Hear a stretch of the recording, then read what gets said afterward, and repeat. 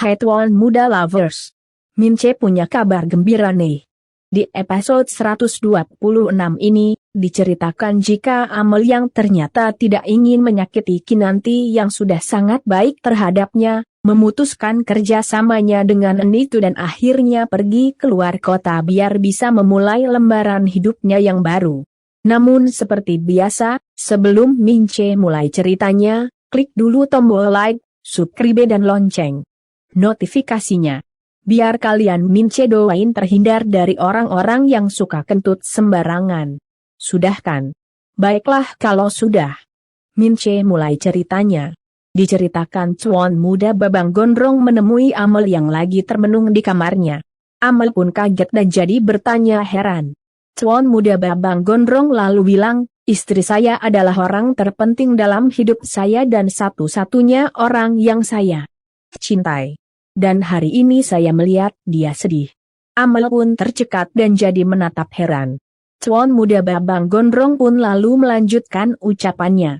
Meskipun dia susah payah menyembunyikan kesedihannya, saya tahu hatinya hancur saat ngajak kamu ke tempat senam tadi. Amel pun jadi merasa bersalah dan bilang, maafin saya Tuan Muda. Tadi Mbak Kinan yang ajak saya. Babang Gondrong pun lalu jawab, saya tahu. Dan istri saya juga berusaha senengin kamu karena dia mau memberikan saya seorang anak. Tapi saya baru menyadari perasaannya saat ini. Dan saya nggak bisa ngebiarin dia mengorbankan perasaannya sendiri. Amel pun jadi menatap bingung. Sementara Babang Gondrong lalu bilang, Amel, saya nggak jadi mengadopsi anak kamu. Amel kaget. Sementara itu Tuan Muda Babang Gondrong yang ternyata membawa surat perjanjian lalu merobeknya di depan Amel sambil bilang, perjanjian kita berakhir. Dan saya juga minta kamu sobek salinan surat kontrak kamu. Amel makin kaget. Namun Amel yang emang tidak ingin membuat Kinanti bersedih, akhirnya mengabulkan permintaan Tuan Muda Abhimana. Amel pun lalu merobek surat perjanjiannya. Tuan Muda Babang Gondrong pun jadi lega dan langsung memberikan cek senilai 500 juta buat Amel sambil bilang, untuk kamu memulai hidup baru. Saya yakin, kamu bisa membesarkan anakmu. Amel pun jadi menangis harus dan langsung ucapin terima kasih sama Tuan Muda Abhimana. Tuan Muda Babang Gondrong sambil tersenyum mengangguk dan kemudian pergi meninggalkan Amel. Tak lama Tuan Muda Babang Gondrong mendapat kabar dari David yang memberitahu jika Radit ternyata emang masih hidup. Tuan Muda Babang Gondrong pun jadi cemas dan masuk ke dalam kamarnya. Kinanti yang baru selesai ganti baju jadi bertanya heran. Babang Gondrong pun lalu bilang soal cerita David yang memberitahunya jika si kumis leler Radit ternyata masih hidup. Kinanti pun kaget dan jadi cemas. Sementara itu Babang Gondrong yang mencemaskan keselamatan Kinanti lalu bilang, mulai sekarang, kamu hati-hati kalau mau pergi kemana-mana jangan sendirian. Kalau saya nggak bisa nemenin, suruh si David atau supir yang jagain. Ngerti? Kinanti pun mengangguk. Di tempat lainnya, Radit yang lagi panik karena sudah ketahuan sama David jika dia masih hidup lalu mengemasi pakaian dan kemudian pergi dari kontrakannya. Sementara itu Herman dan Claudia yang mau melangsungkan pernikahannya lalu menemui penghulu dan menyerahkan semua berkas yang diperlukan. Penghulu pun lalu membaca semua berkas dan jadi bertanya heran sama Herman. Anda sudah 3 kali menikah? Herman pun jadi gelagapan dan mau gak mau menjawab pertanyaan penghulu. Iya Pak. Penghulu lalu tanya. Semua istrinya masih hidup? Herman pun jawab, yang pertama sudah meninggal Pak. Dan yang terakhir hanya menikah siri. Penghulu tanya lagi. Tapi belum diceraikan kan? Herman pun lalu jawab belum. Penghulu jadi geleng-geleng kepala. Herman jadi malu. Sementara itu Claudia lalu bilang ke penghulu. Tapi sekarang kamu mau nikah resmi Pak? Meskipun bukan istri yang pertama, tapi saya ingin dinikahkan secara sah. Penghulu mengangguk dan bilang. Ya sudah, kalau begitu tolong buat dulu surat persetujuan dari istri. Dalam hal ini istri yang dinikahkan secara resmi ya. Herman pun jadi kaget karena artinya dia harus meminta persetujuan Marise. Herman pun lalu tanya, harus ya Pak? Penghulu jawab, tentu saja, kan Mbak ini minta dinikahkan secara sah di mata agama dan juga di mata hukum, jadi prosedurnya juga lebih lengkap. Herman yang tidak mungkin minta izin sama Marise jadi pusing 7 keliling. Rasain lu. Lagian dia yang banget sih. Lu ngumpulin bini. Pulang dari tempat penghulu, Herman pun nyetir dengan wajah stres. Claudia pun lalu pura-pura menatap cemas dan tanya, kenapa Mas? Kamu mikirin syarat dari penghulu tadi ya? Herman pun lalu jawab, aku cuma lagi mikir gimana caranya minta persetujuan dari Marise. Orang sekarang aja kita berdua masih perang dingin begini. Claudia pun pura-pura sedih bilang, iya sih. Seandainya aja perceraian kamu sama Mbak Marise bisa selesai sebelum pernikahan kita, pasti nggak akan sesulit ini. Toh Mbak Care ini kan cuma dinikahin secara sirih, jadi nggak perlu minta persetujuan dari dia. Herman malah makin stres, dan bilang, nggak tahulah. Aku bingung. Claudia yang dasarnya emang ucing garong malah menggunakan momen itu untuk menemui Marise. Claudia yang sudah tahu jika Marise kini kerja di sebuah kafe lalu mengajak Herman mampir di kafe sambil bilang, siapa tahu kalau perut kita udah terisi, kita bisa mikirin solusinya. Aku juga nggak mau sakit karena telat makan. Tanpa curiga sedikit pun, Herman menerima ajakan Claudia. Herman pun lalu melajukan mobilnya ke kafe tempat Marise bekerja. Sesampainya di sana, Claudia langsung menatap sekitar dan akhirnya melihat Marise yang lagi ngomong sama salah satu tamu kafe. Claudia pun jadi tersenyum penuh rencana dan langsung mengajak Herman duduk di dekat tempat Marise berada. Herman pun akhirnya melihat Marise. Herman kaget dan heran. Sementara Claudia malah menggunakan momen itu untuk manasin Marise. Claudia lalu memberikan kain seragam pernikahan ke Marise sambil bilang, dipakai ya Mbak di hari pernikahan aku sama Mas Herman nanti. Marise yang sejak kapan tahu emang sudah gede sama Marise karuan jadi geram setengah edan dan langsung melempar kain ke wajah Claudia sambil kemudian memaki-maki Claudia. Kurang ajar. Dasar pelakor nggak tahu malu. Udah rebut suami orang, sekarang bisa-bisanya kasih istrinya seragam buat nikahan. Bener-bener nggak punya otak. Nggak punya harga diri. Orang-orang yang ada di kafe pun jadi kaget dan langsung menatap Marise. Begitu juga Herman. Namun Marise yang emang lagi geram tidak peduli dan langsung menyerang Claudia. Herman pun jadi cemas dan panik. Herman pun jadi sesek nafas dan akhirnya jatuh pingsan. Claudia kaget dan jadi cemas. Claudia pun lalu memeriksa keadaan Herman sambil mengguncang tubuh Herman dan berusaha menyadarkannya. Di saat yang sama, Tuan muda Babang Gondrong yang mau istirahat merebahkan tubuhnya di atas tempat tidur. Tiba-tiba HP-nya Kinanti bunyi. Kinanti yang ada di dekat Babang Gondrong jadi mengernyit dan kemudian terima panggilan dari Claudia yang ngabarin jika penyakit jantung Papa Kinanti yang tak lain si Herman yang doyan kawin itu kambuh lagi dan sekarang mau dibawa ke rumah sakit. Kinanti kaget dan jadi cemas. Saat itu juga Kinanti lalu mengajak Babang Gondrong pergi ke rumah sakit. Babang Gondrong yang baru merebahkan tubuhnya karuan jadi bete dan langsung ngedumel. Duh baru aja mau tidur. Lagian udah tahu penyakitan bukannya banyakin amal malah banyakin istri ya udah, ayo saya antar. Kinanti pun mengangguk dan akhirnya mereka pun pergi ke rumah sakit. Sementara itu Amel yang ada di dalam kamarnya lalu merapikan dan memasukkan semua barangnya ke dalam tas. Setelah itu Amel menatap sekitar dengan wajah sendu dan bergumam. Aku sangat bersyukur pernah ada di sini, Mbak Kinan dan Tuan muda orang sangat baik. Di saat yang sama tiba-tiba ada ketuk pintu. Amel pun tercekat dan langsung bukain pintu. Yang datang ternyata David. David pun lalu tanya, kamu udah siap? Amel yang emang sudah mantap untuk pergi dari kehidupan Kinanti mengangguk. Good. Gitu dong Mel.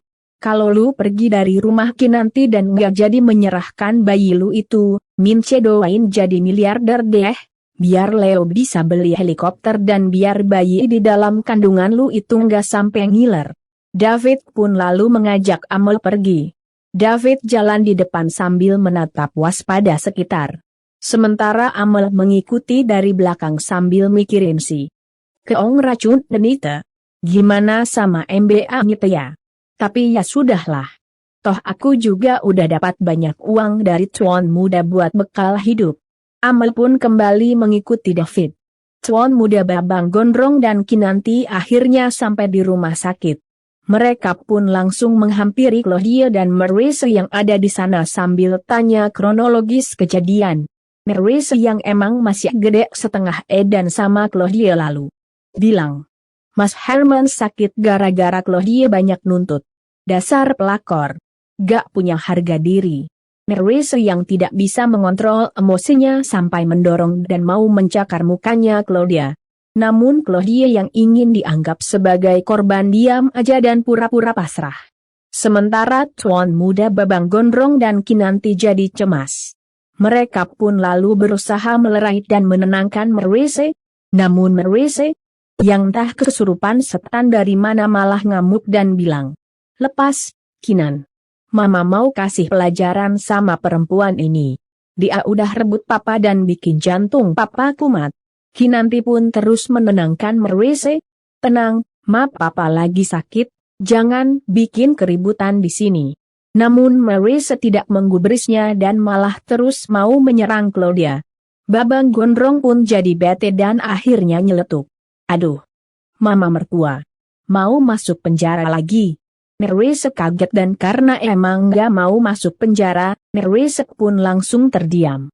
Sementara itu setan yang tadi merasukinya hingga membuatnya mengamuk entah pergi kemana. Claudia yang sedari tadi pura-pura pasrah lalu ngomong ke Maurice, "Maaf ya, MBA.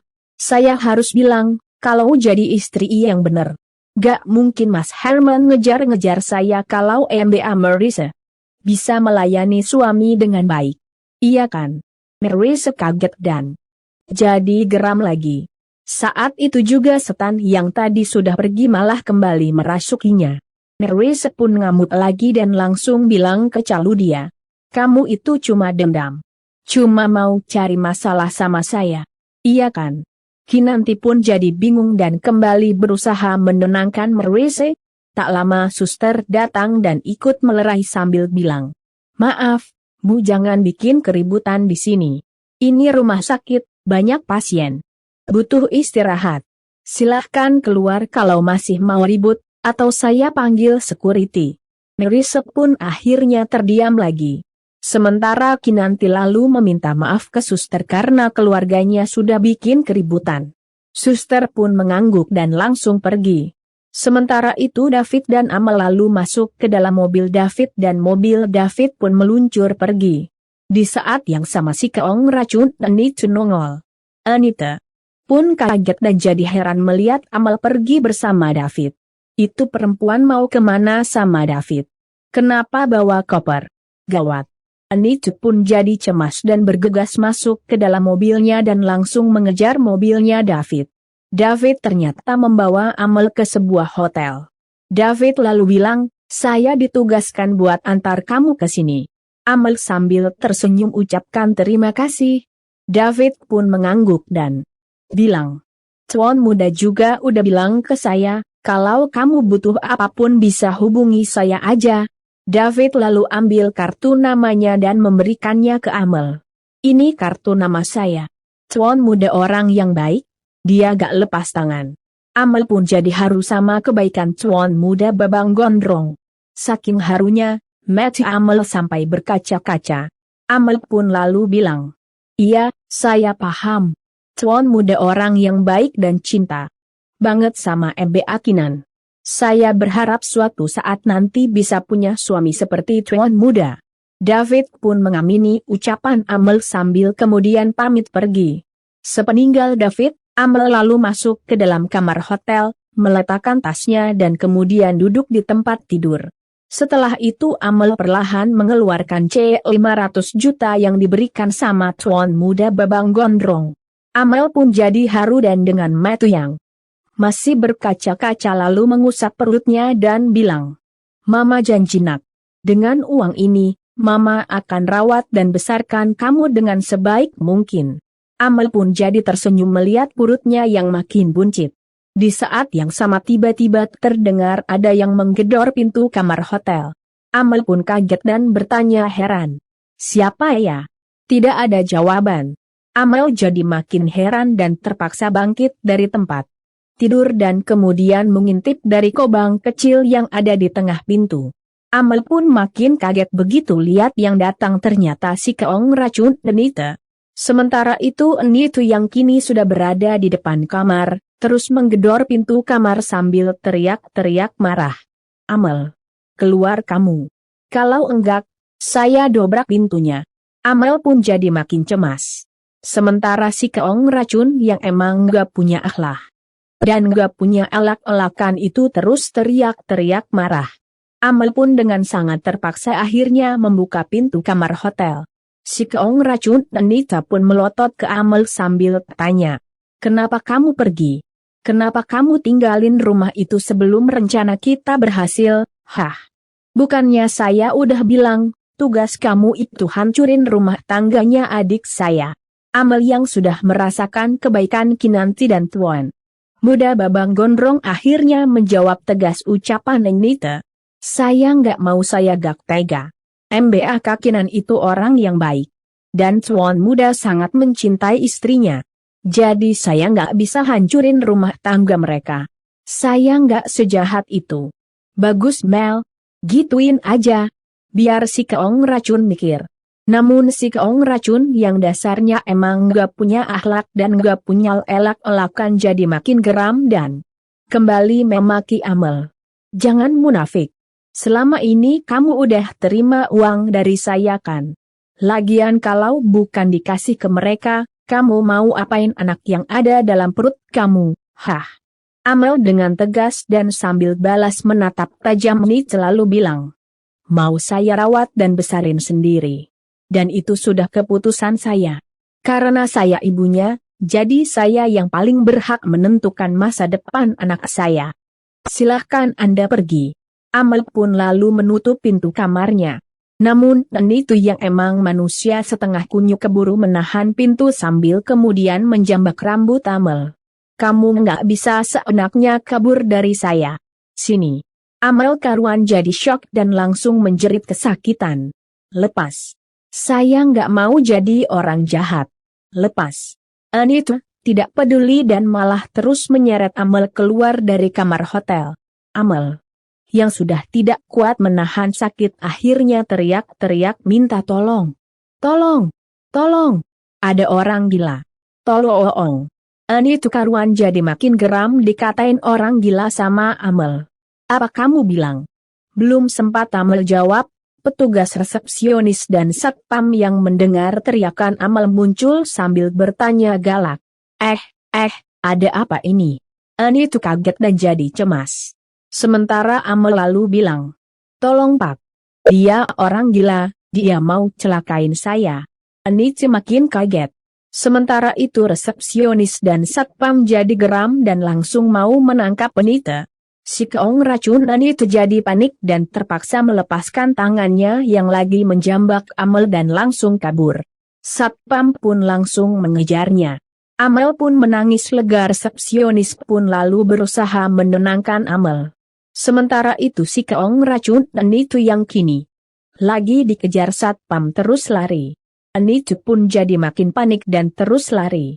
Namun tiba-tiba halsnya patah. Anita pun akhirnya kepleset jatuh ke kali yang ada di depannya. "Syukur lu. Mampus dan lu ke bawah arus sungai." Satpam yang tidak berhasil menangkap Anita lalu kembali ke hotel. Gawat guys. Setelah Minci bakal lanjutan skenarionya, si keong racun Anita ternyata masih hidup. Dia mendarat di tumpukan sampah. Kakinya doang yang kesel. Padahal Mince udah ngarepin kalau si keong racun ini hanyut ke bawah arus sungai. Di tempat lainnya, Reno lagi tiduran di kamarnya. Tiba-tiba HP-nya bunyi. Reno pun lalu ambil HP dan melihat siapa yang memanggilnya. Ternyata Anita. Reno pun jadi heran dan dengan ogah-ogahan lalu menerima panggilan dari Anita. Reno, jemput Mama sekarang. Mama jatuh ke sungai.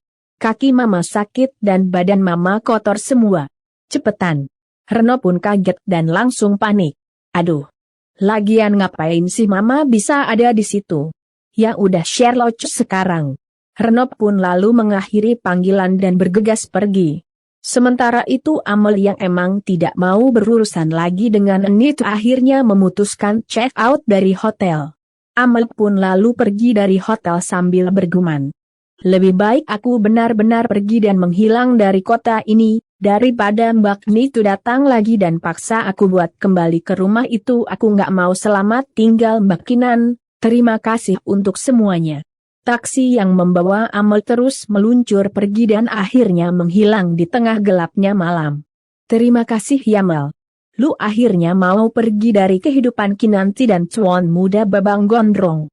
Sekali Mince doain, semoga kedepannya lu bisa jadi miliarder, bisa beli helikopter dan saat anak lu lahir nanti, anak lu nggak sampai ngiler. Amin. Sementara itu tuan muda Babang Gondrong, Kinanti, Nerissa dan Claudia yang masih berada di rumah sakit lagi menunggu cemas kabar keadaan Herman. Tak lama dokter yang menangani Herman pun keluar dan bilang jika pasien sudah melewati masa kritisnya dan sudah bisa dijenguk. Kinanti pun lega dan langsung mengucapkan syukur alhamdulillah. Sementara Nerissa yang sudah tidak sabar ingin melihat keadaan Herman lalu mengajak Kinanti masuk.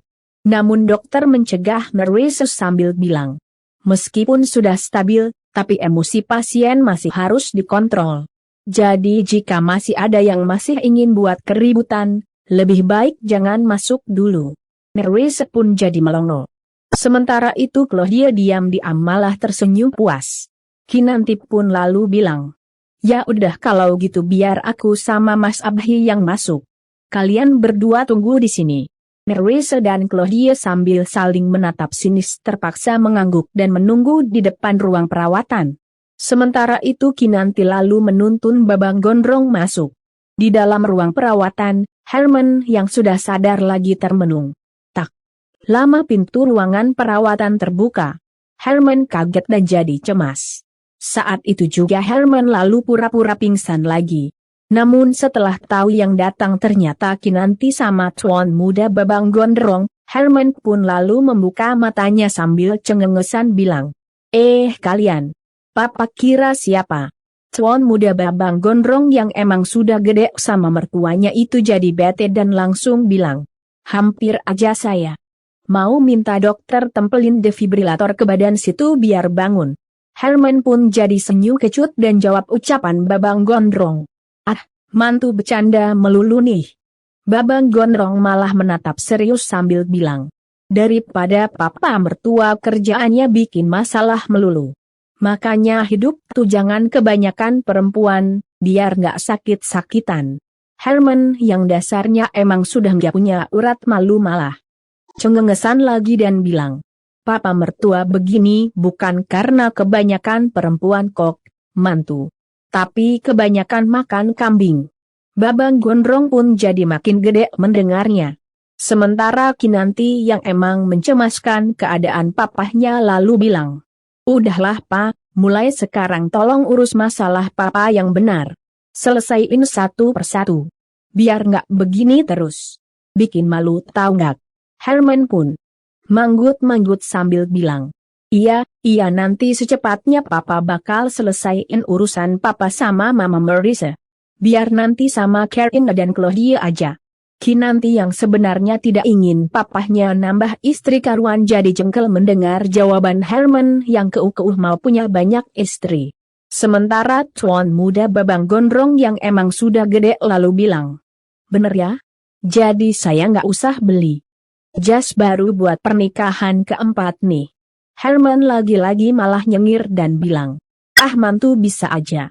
Di tempat lainnya, Jumi yang mau kasih cahaya anget buat Amel lalu beranjak ke kamarnya Amel dan ketuk pintu kamar sambil memanggil-manggil Amel. Permisi Mbak Amel, mau teh jahe nggak? Ini Jumi bawain, katanya bagus buat ibu hamil.